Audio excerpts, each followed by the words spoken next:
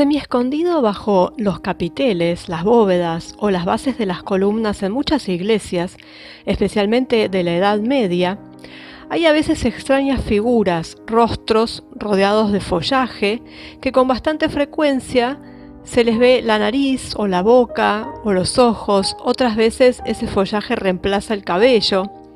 Es el hombre verde o el Green Man. Aunque este es un nombre que se le puso porque todavía nadie sabe cómo se llamó a este tipo de representación al principio, ni cuál era su significado original. Lo que sí se sabe es que no se trata de un emblema medieval, sino algo mucho más antiguo. En los frisos de los templos y en los capiteles de todo el Imperio Romano se esculpían cabezas frondosas de este tipo, y en los rostros aparecían vegetales que brotaban de esos rostros. Arte indio del siglo VII, mucho antes de que se hiciera común en Europa, ya existían.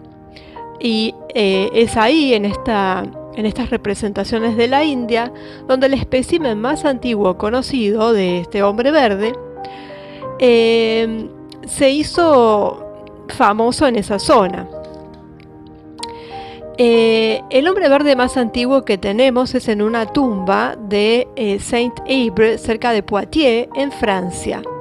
Es decir, el más antiguo que se conoce en Europa. Y hay muchas variaciones que involucran no solo el tipo de vegetación que rodea el rostro o la forma en que se asocia a él, sino también en la expresión del propio rostro que puede, según los contextos o el significado particular que tenga asociado, puede estar riendo, puede estar serio, melancólico o amenazador o incluso temeroso. La cara es típicamente masculina. También hay una contraparte femenina del hombre verde llamada Sheila o Sheila Nagig, que es mucho más rara. Es decir, se utiliza mucho menos. Un excelente ejemplo de mujer verde se encuentra en Kilpeck, en Herefordshire, en Inglaterra. Es una representación muy atrevida, ya que muestra sus partes íntimas de manera abierta y dramática. Probablemente la sensibilidad religiosa moderna lo hizo menos tolerable que en la Edad Media, cuando se hizo, pero siempre es una representación de la fertilidad y del vínculo indisoluble del hombre con la naturaleza. Como imagen, el hombre verde se conoce desde hace unos 2000 años, ya que surgió espontáneamente en diferentes lugares, en diferentes culturas y épocas. Como concepto, sin embargo, es mucho más antiguo, ya que se encuentra en el comienzo de la mitología. Fraser, en Golden Bough, describe muchos mitos que conectan a un hombre con un árbol. William Anderson, en Green Man, el arquetipo de nuestra unidad con la naturaleza, y Anne-Jules Cashford, en el mito de la diosa, desarrollan el argumento con un poquito más de detalle. El hombre verde también tiene otras encarnaciones, digamos, tanto en tradiciones populares en toda Europa, pero especialmente en Inglaterra. En Inglaterra, por ejemplo, hay muchos cuentos populares relacionados, por ejemplo, con la figura de Robin Hood y este hombre verde. ¿Cuántas historias, digamos, nos llegaron a través de la mitología griega o romana sobre hombres o mujeres transformados por los dioses en plantas?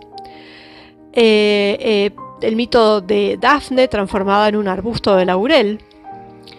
Las metamorfosis de Ovidio están llenas de estos relatos también. Se reconoció ampliamente que todos estos tienen el mismo origen en la psicología humana, una idea arquetípica inherente a nuestra mentalidad que nos une al mundo natural. Esta es la función de un arquetipo, una estructura mental innata que resuena automáticamente recordando conceptos fundamentales como en este caso el reconocimiento de nuestro vínculo indiscutible con la naturaleza y sus principios. Por ejemplo, esto se ve cuando muchas veces los niños o incluso los adultos juegan reconociendo rostros o rasgos humanos en formas de nubes o de rocas o de plantas. Además, el hombre siempre tuvo un amor instintivo por lo verde y por la naturaleza.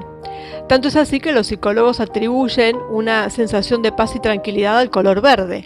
De ahí que algunos pupitres en algunas partes o incluso la señal de la luz verde en los semáforos tiene este color justamente porque es, digamos, el color benéfico.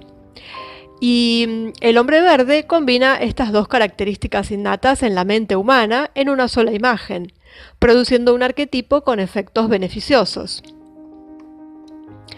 Por supuesto, no todos los hombres verdes inspiran ideas tan amigables. Algunos de ellos, por el contrario, parecen un tanto feroces. Otros sonríen, pero con una mirada que sugiere que hay poco en qué confiar. Por otro lado, en un periodo en el que las calles nunca fueron seguras y en el que un rostro que saliera de un arbusto bien podría ser el de un ladrón o un asesino, acá hay otro valor en este símbolo universal. En esta variante, por lo tanto, el hombre verde es similar a los demonios del bosque, espíritus malignos y negativos de los que conviene tener cuidado. Muchas creencias medievales atribuían a los demonios la capacidad de asumir diferentes formas, incluida la de los árboles capaces de caminar. Una leyenda cristiana cuenta que el diablo se salvó del diluvio universal asumiendo el aspecto inofensivo de una vid, que Noé llevó consigo en el arca. Fue la misma vid entonces la que provocó la embriaguez de Noé después del diluvio, que causó tanto escándalo a sus hijos que lo vieron bailar sin ropa, con eufórico, y encontrar una de estas formas en una iglesia, por lo tanto, puede verse como una advertencia contra el mal y la tentación, como tantas otras imágenes aterradoras que a menudo encontramos en las iglesias antiguas y de las cuales hoy a menudo no alcanzamos a captar el sentido. Si algún hombre verde en lugar de alegre parece aterrador, hay otros que por el contrario parecen asustados. Ciertamente no son demonios, pero tampoco podemos asociarlos con imágenes que celebren la relación del hombre con la naturaleza, en este caso. Y acá estamos ante otro valor que puede asumir esta imagen, que es la del sufrimiento. A finales de la Edad Media, especialmente después de la aterradora experiencia de la plaga, conocida como la peste negra, rara vez se encuentran hombres verdes alegres y pacíficos. A menudo las ramas y las hojas salen de los ojos en una imagen que puede ser realmente aterradora. A veces los dientes sobresalen o son muy pronunciados, como tratando de morder la planta que sale de la boca para cortarla y así liberarse de su agarre asfixiante. Finalmente, a veces nos encontramos con rostros deformados, y esto también es una señal muy fuerte para la mentalidad medieval. En ese momento, de hecho, las deformidades eran un fenómeno mucho más frecuente y conocido que en la actualidad, debido a la inseguridad en el lugar de trabajo, desnutrición, mala atención a los pobres, medicina no demasiado avanzada. Es decir, si bien en un aspecto tenían mucho conocimiento de hierbas, pero al mismo tiempo también tenían mucho conocimiento de aquellas hierbas que hacían mal y muchas abortivas que finalmente no lograban su cometido y lo que generaban era una deformidad. Tales incidentes en la vida de un hombre siempre estuvieron asociados con algún castigo divino por sus pecados. Un rostro de sufrimiento que se convierte en una planta, por lo tanto, enfatiza el límite entre lo natural y lo sobrenatural y puede sonar como una advertencia contra el pecado y la tentación. Otra representación típica que se puede encontrar es la del hombre verde mostrando la lengua, probablemente inspirada en las clásicas máscaras de la Gorgona, donde se suponía que este gesto tenía el sentido de expulsar el mal. Es cierto, sin embargo, que la gente de la Edad Media no miraba esta imagen de la misma manera. Además, de hecho, los pasajes de la Biblia que hablan de la lengua como un órgano indecoroso, algo de lo que demostrarse podría dar lugar a escándalo, y entonces ahí cambia la visión. Entonces el rostro con la lengua afuera también recordaba en ese momento a la imagen del ahorcado, que por lo cierto ciertamente no es agradable. Y bueno, la imaginación de los escultores y picapedreros medievales, a menudo copiando de las miniaturas de los monjes, no se limitó solamente a los rostros humanos, sino que también podían trazar diferentes figuras de animales de cuyas bocas salían plantas y hojas. La figura más frecuente es la del león, pero también suelen encontrarse perros y dragones. A pesar del hombre verde, sobre el que no existen documentos que expliquen cuál era el verdadero significado original, para los animales el simbolismo está abundantemente explicado en los documentos de la época. Para el león, por ejemplo, existe una gran literatura, aunque su significado tenga un doble valor. A veces simboliza a Cristo en su divina realeza, otra, sin embargo, es el diablo, dispuesto a atacar y devorar a sus víctimas. Sin embargo, no hay duda sobre la figura del dragón u otros reptiles espantosos. En la Edad Media cristiana siempre se asocia con el mal y con el diablo. Sus valores positivos son frutos de doctrinas orientales y la asociación con las energías de la tierra son ideas completamente modernas. Se ha dicho que el hombre verde solo se le dio en retrospectiva este tipo de imagen un sentido, mientras que nadie conoce su nombre original. Entonces puede resultar confuso que en las tradiciones medievales existiera efectivamente un personaje llamado Hombre Verde o Green Man. Era un gigante de los bosques, vestido solo con hojas, con una espesa barba y cabello salvaje. Es la versión vegetal, digamos, del llamado hombre salvaje, mitad hombre y mitad animal, cubierto de piel y a menudo en representaciones antiguas, representado con máscaras grotescas.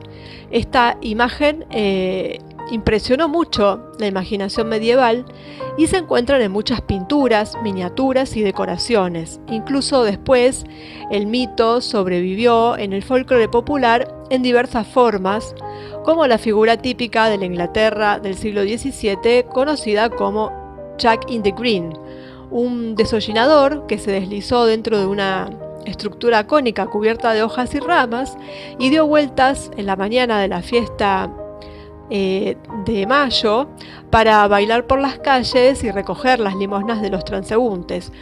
Todas estas derivaciones, sin embargo, tienen poco que ver con estos hombres verdes tallados en las iglesias, mientras que algunas figuras de baladas y poemas medievales, como el siglo XIV, Sir Gawain y el Caballero Verde, que nos habla de un gigante completamente verde que vive en un misterioso castillo dentro de un denso bosque, pero resulta no ser salvaje, sino cortés e incluso moralmente superior a los caballeros del rey Arturo.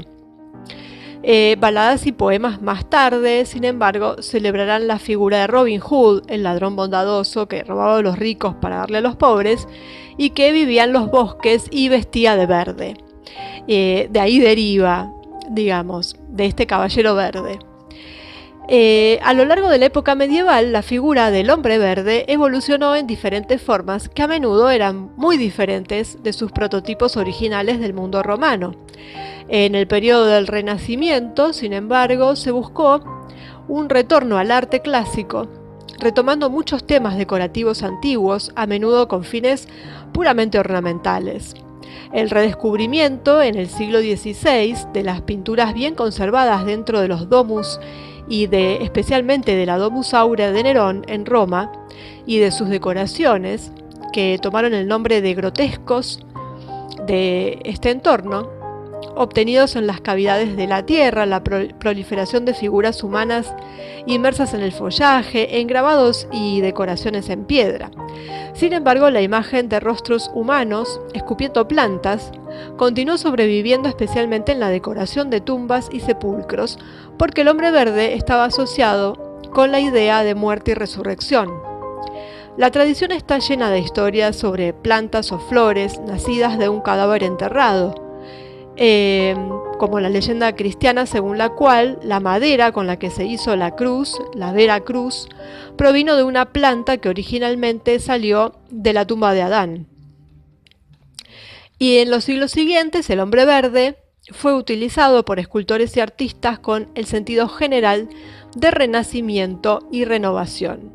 Así que cuando veamos el famoso hombre verde, que está en muchas fuentes y en muchas decoraciones, sobre todo en jardines, además de las iglesias, bueno, ahí tenemos la explicación, que si bien no sabemos exactamente el origen, pero bueno, esta relación con todo lo que es el renacer, y hay que prestarle atención entonces a qué es lo que nos marca su rostro, si está alegre, si tiene miedo, si es agresivo, y bueno, entonces en función de eso sabremos, además de la época, con qué está relacionado, qué nos quiso decir el escultor o aquel artista o artesano que lo haya esculpido.